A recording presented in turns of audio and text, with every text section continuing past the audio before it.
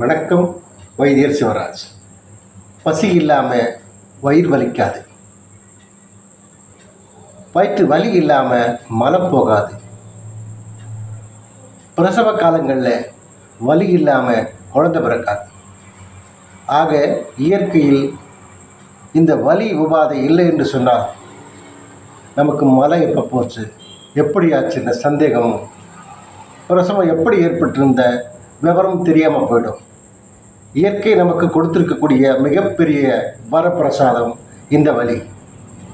இந்த உடலையும் மலக்குடலையும் சுத்தமாக வச்சிருந்தோம்னு சொன்னால் நம் உடலில் ஏற்படக்கூடிய உபாதைகள், மூட்டு வலி, முழங்கால் வலி, மூலம், கை கால் வீக்கம், வயிற்றுப்புண்ணு, தீராத வயிற்றுகள், இது போன்ற உபாதைகள் நமக்கு எப்பவும் ஏற்படாது.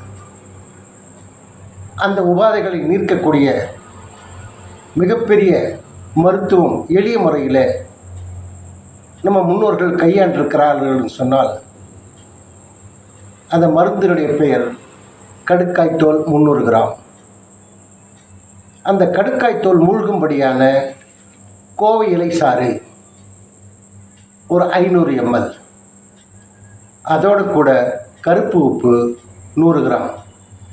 இந்த கோவை சாறை கடுக்காய்த்தோலோடு பிரட்டி வெயிலில் உலர்த்தி இடித்து மாவாக்கி பிறகு இந்த 100 கிராம் கருப்பு சேர்த்து பதப்படுத்தி ஜாடியில் வச்சுக்கிட்டோம்னு சொன்னால் நமக்கு ஏற்படக்கூடிய வயிறு உபசம், வயிற்றுப்புண்ணு, மாதவிடை கோளாறுகள், மூட்டு முழங்கால் வலி, மூலவியாதைகள் எப்பவுமே நெருங்காது.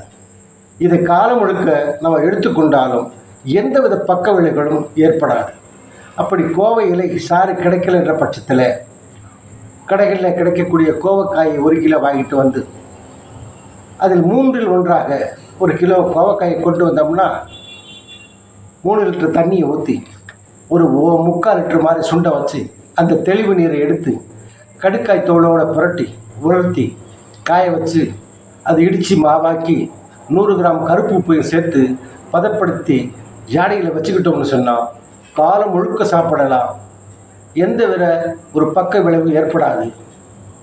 இந்த உபாதைகள் இல்லைன்னா கூட நம்ம தினந்தோறும் உணவுக்கு முன்னும் பின்னுமாக தேக்கரண்டி வீதம் தினம் 2 வேளையும் சாப்பிட்டோம்னு சொன்னால் மலக்குடல், இரைப்பை இதெல்லாம் சுத்தமாக இருக்கும். வாயு தங்காது, நமக்கு உடல் உபாதைகள் ஏற்படாது. பதப்படுத்தி வைக்கிறது மிகவும் நல்லது. வாயிலுக்கும் சாப்பிடலாம். இந்த விவரத்தை நமக்கு பின்னாடி வரக்கூடிய சந்ததிகளுக்கும் சொல்லிக் கொடுங்க. நன்றி, வணக்கம்.